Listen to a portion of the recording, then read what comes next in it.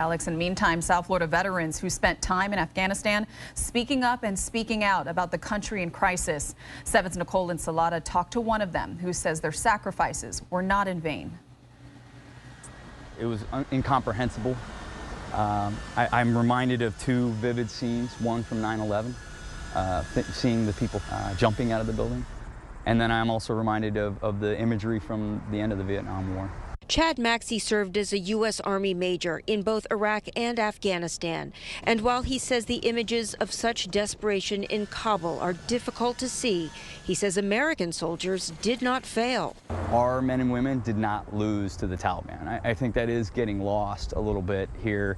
The Afghan people have a vote, and they chose not to fight for their current government and their leaders. Right target, 500 meters! Nearly 3,000 Americans died in the fight against terrorism, more than $2 trillion spent. One of those killed, Juan Restrepo of Pembroke Pines. His family, too upset Monday to speak publicly, say they wonder if all the hard work and sacrifice was for nothing. My heart breaks for the people of Afghanistan. It breaks for our veterans here at home. Janine Lutz's son Johnny spent 6 months in Afghanistan, lost his best friend there, and then took his own life in 2013.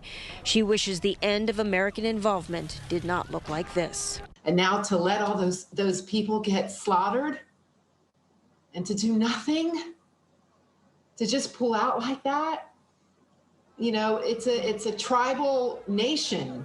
They knew what was going to happen.